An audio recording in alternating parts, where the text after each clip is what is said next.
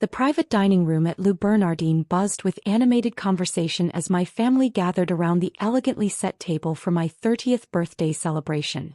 26 people had assembled. Parents, siblings, aunts, uncles, cousins, and their spouses, all dressed in their finest attire for what they considered one of the year's most important family gatherings.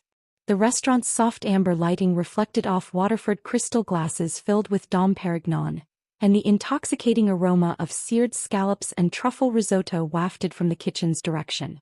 "Happy birthday, sweetheart," Mom said warmly, raising her champagne flute with a graceful gesture. 30 years old. I still remember bringing you home from the hospital like it was yesterday.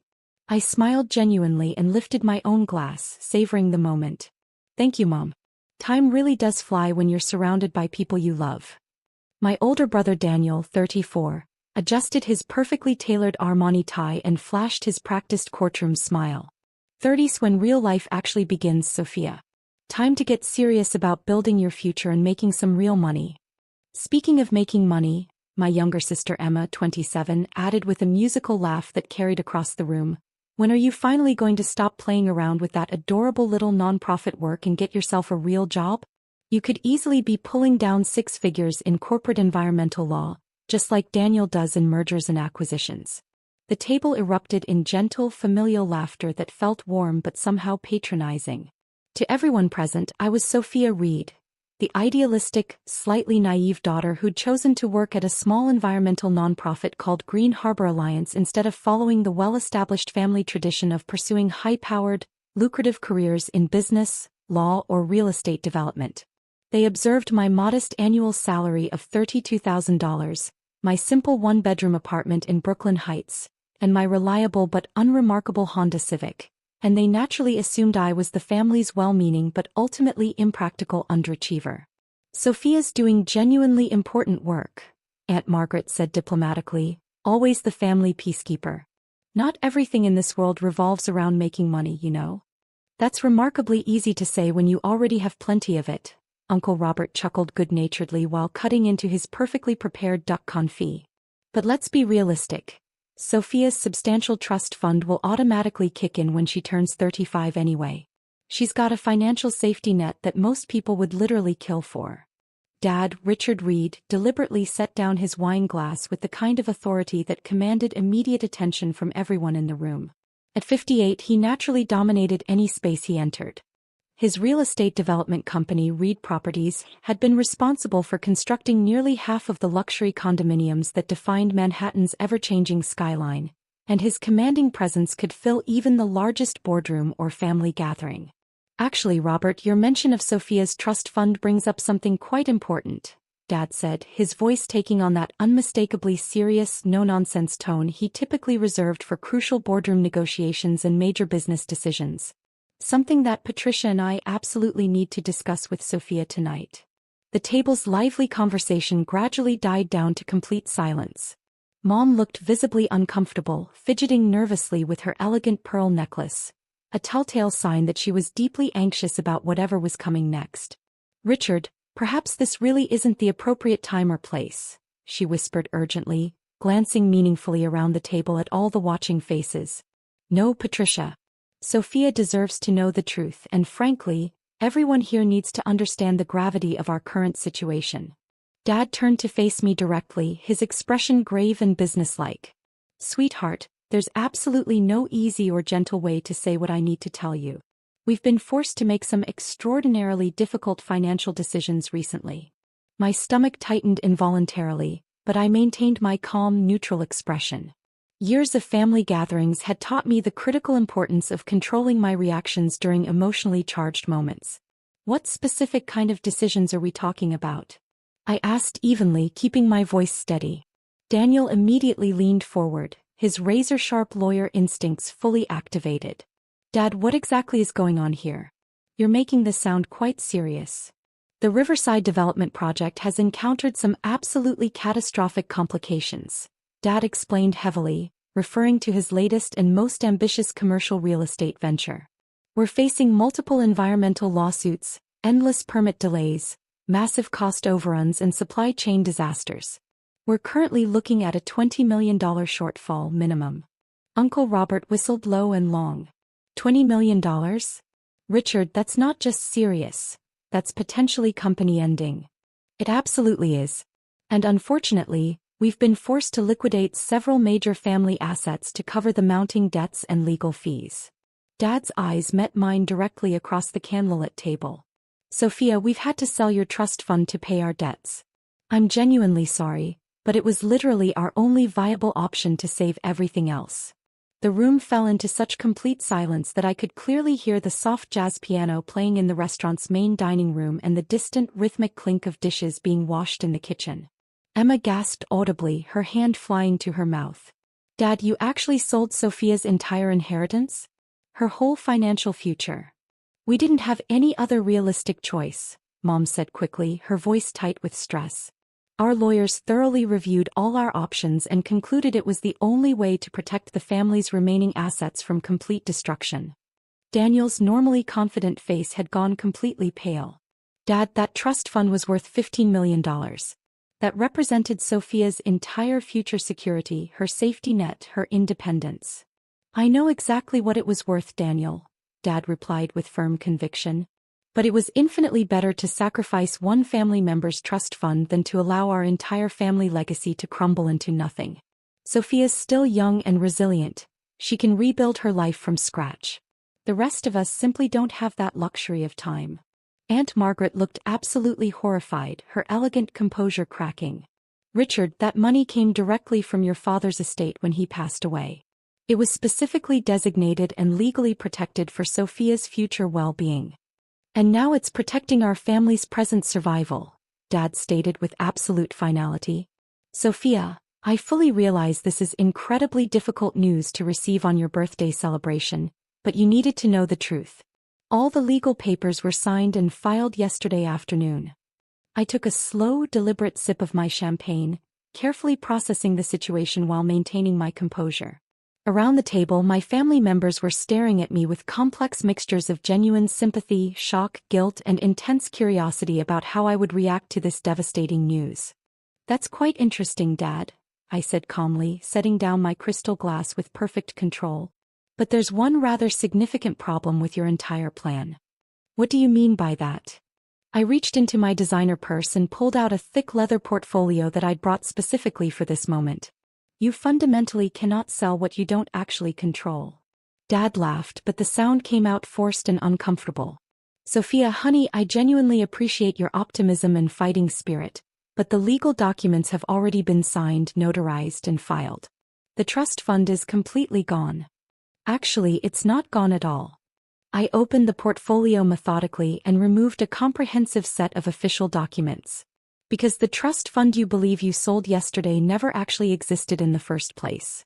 The confusion spreading across Dad's face was almost comical in its completeness. What are you talking about? That's impossible. I handed him the documents with steady hands. These are the real, authentic trust documents, Dad. The ones that were actually filed with the state of New York when Grandpa died 8 years ago. Daniel, ever the meticulous attorney, immediately reached for the papers with professional intensity. His eyes widened dramatically as he scanned the dense legal text. Dad, these official documents clearly show Sophia as the sole trustee and primary beneficiary. Your name doesn't appear anywhere on these legal filings. That's completely impossible, Dad insisted, grabbing the documents from Daniel's hands. I'm the designated executor of my father's entire estate. I control all the family trusts, investments, and financial accounts. You control most of them, I corrected gently. But definitely not mine. Mom was staring at the papers over Dad's shoulder, her face growing increasingly pale. Richard, she's absolutely right. This shows a completely different legal structure than what we discussed extensively with our lawyers. I pulled out my phone and opened my secure banking application. The trust fund you think you sold yesterday? That was actually a decoy account I created 3 years ago when I first realized you might eventually try something exactly like this. It contained precisely $50,000, just enough to make the paperwork look completely legitimate to casual observation. A decoy account? Emma asked, completely bewildered by this revelation. I opened it at the same bank with deliberately similar account numbers, and occasionally let you see monthly statements when you visited my apartment.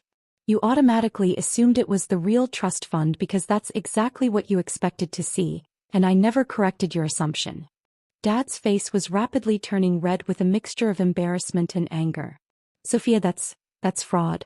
You can't legally create fake financial accounts to deceive your own family. It wasn't fake in any way, Dad. It was a completely real account containing real money that I earned and deposited myself. I just never explicitly told you it wasn't the only account I possessed. I scrolled to another screen on my phone with practiced efficiency. This is the actual trust fund that Grandpa established. I held up the phone so every person at the table could clearly see the balance displayed. $847,326,450. The silence that followed was so profound it felt almost physical. Uncle Robert choked on his wine, coughing violently. Sophia, that display says $847 million. That can't possibly be correct. $847,326,450, to be completely precise. The original $15 million inheritance has been, shall we say, actively and strategically managed over the past 8 years. Daniel was staring at the phone screen like he was witnessing a supernatural phenomenon. Sophia, how is that level of growth even remotely possible? Even the most aggressive investment returns can't realistically turn $15 million into $800 million in just 8 years. You're absolutely correct. They can't when you're simply investing passively. But they definitely can when you're not just investing but actively building and creating value. I put my phone away and pulled out additional documents from my portfolio. I've spent the past 8 years creating something I believe Grandpa would be genuinely proud of. I handed Daniel a corporate filing document. Read Environmental Holdings. I'm the founder, CEO, and sole owner. Emma was reading over Daniel's shoulder, her eyes growing wider with each line. Sophia, this shows you own renewable energy companies across 12 different states. Solar farms, wind installations, geothermal projects, advanced water purification systems, and cutting-edge battery storage facilities. Everything I learned working at that supposedly little nonprofit actually helped me develop a comprehensive understanding of the environmental technology market and its enormous potential. Aunt Margaret was examining another document with intense focus. This shows you own the patents for some kind of revolutionary water filtration system? 17 different patents, actually, plus 12 pending applications. My proprietary technology is currently being used in water treatment facilities across North America, Europe, and parts of Asia. That's where the majority of the $800 million came from, licensing fees and technology sales. Dad was shuffling through papers with visibly shaking hands. Sophia, these documents clearly show you've been systematically building a massive business empire for years. Why didn't you ever tell us what you were doing? Because I wanted to observe and understand who you really were when you believed I had nothing substantial to offer. I wanted to comprehensively understand whether your love and respect were fundamentally conditional on my financial success. Mom set down her champagne glass with a trembling hand. Honey, we've always loved you unconditionally. You've loved your idealized concept of me, Mom. The sweet, environmentally conscious daughter who supposedly cared more about saving polar bears than making money. But when push came to shove, you just definitively proved that you're willing to steal my inheritance to save Dad's failed business ventures without even consulting me. We weren't stealing anything, Dad protested defensively. We genuinely thought we had the complete legal right to take my money without asking my permission, to unilaterally decide my financial future without consulting me. Dad, you just announced to 26 family members that you sold my inheritance to cover your debts. You announced it at my birthday dinner like you were sharing wonderfully good news. Daniel was still meticulously studying the documents. Sophia, according to these detailed filings, you're worth nearly $1 billion. You could have easily bailed out Dad's project without even noticing the financial impact. I absolutely could have. But I wasn't asked to help. Instead, I was simply informed that my money had been taken to fix problems I didn't create, decisions I wasn't involved in, and risks I never agreed to assume. So what happens now? Emma asked quietly, her voice barely above a whisper. I reached for my purse and pulled out one final official-looking document. Well, Emma, that depends entirely on what Dad wants to happen going forward. What do you mean? I slid the paper across the table directly to Dad. This is a comprehensive purchase agreement for Reed Development Company. I'm offering to buy your entire business for $50 million. More than enough to cover your Riverside debts and provide you with a very comfortable retirement. Dad stared at the document in disbelief. You want to purchase my company? I want to save it from complete destruction. Your environmental lawsuits are happening because you're using outdated construction methods and completely ignoring modern sustainability requirements. I can fix those problems efficiently. And if I don't want to sell to you? I shrugged casually. Then you can handle the Riverside crisis entirely on your own.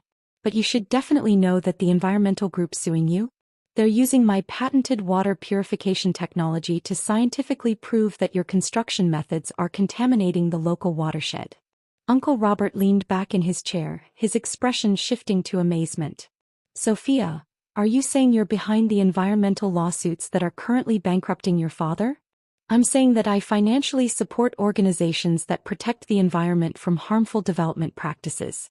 If Dad had consulted me before starting Riverside, I could have helped him design a completely sustainable project that would have avoided all these expensive legal problems. Mom was looking at me like she'd never seen me before in her life. Sophia, I don't understand any of this. If you've been successful all this time, why continue living so modestly? Why work at a nonprofit for $30,000 a year? Because I wanted to learn everything I could, Mom. The nonprofit taught me about environmental law, community organizing, grassroots activism and policy development. All skills I needed to build my business ethically and sustainably. But the modest apartment in Brooklyn, the used car, the simple lifestyle are perfectly functional for my actual needs. I don't require luxury possessions or status symbols to feel successful or validated. Daniel was frantically adding numbers on his phone calculator. Sophia, if these documents are completely accurate, you're one of the wealthiest people in New York. Why are we just learning about this tonight? Because tonight proved exactly what I suspected it would prove. Which is what, specifically? I stood up from the table and looked around at my family, successful, well-educated people who just revealed their willingness to take my money without permission while simultaneously dismissing my actual accomplishments. That you respect wealth more than character. That you value financial success more than personal integrity. And that you're willing to betray family loyalty when money is involved. The accusation hung in the air like heavy smoke. Several family members looked down at their plates, unable to meet my steady gaze. That's not fair, Dad said quietly, his voice lacking its usual conviction. Isn't it completely fair? Dad, you've been struggling with Riverside for 6 months. In all that time, did you ever once ask for my help? Did you ever consider that your daughter who works in environmental protection might have valuable insights about environmental lawsuits? We thought you were we didn't realize you had serious business experience. You didn't ask. You saw my job title and my lifestyle and made assumptions. Then, when you desperately needed money, you decided to take mine without consultation. Emma was crying softly, tears streaming down her cheeks. Sophia, we're so sorry. We didn't know. I know you didn't know about the money, Emma. But you absolutely knew it was morally wrong to sell someone's inheritance without their permission. You all knew that and you went along with it anyway. Uncle Robert cleared his throat uncomfortably. Sophia, what can we do to make this right? I sat back down and reached for the purchase agreement. We can start over. Completely honestly this time. What does that mean practically? It means Dad can sell me his company and I'll transform it into a leader in sustainable development. It means Daniel can join my legal team and learn about environmental law. It means Emma can run my community outreach programs and make a real difference. And if we don't want to work for you? Daniel asked. Then you don't. But you also don't get to pretend that tonight didn't happen. You don't get to act like trying to steal my inheritance was just a misunderstanding. Dad was staring at the purchase agreement with intense focus. $50 million? That's your final offer. It's a completely fair price for a company with $20 million in debt and multiple ongoing lawsuits. But the offer expires at exactly midnight tonight. Why midnight? Because I have a meeting tomorrow morning at 9 a.m. with the Riverside investors. They're interested in funding a complete redesign of the project using sustainable construction methods. Mom gasped. You're going to work with them directly? If Dad doesn't want to partner with me, then absolutely yes. I'll help them build something environmentally responsible on that land. with or without Reed Development Company's involvement. The table fell silent except for the soft sounds of the restaurant around us. Distant conversations, gentle music, the subtle clink of silverware on china. I could see my family members processing the reality that their supposedly underachieving daughter was actually their most successful member, and that she held their financial future completely in her hands.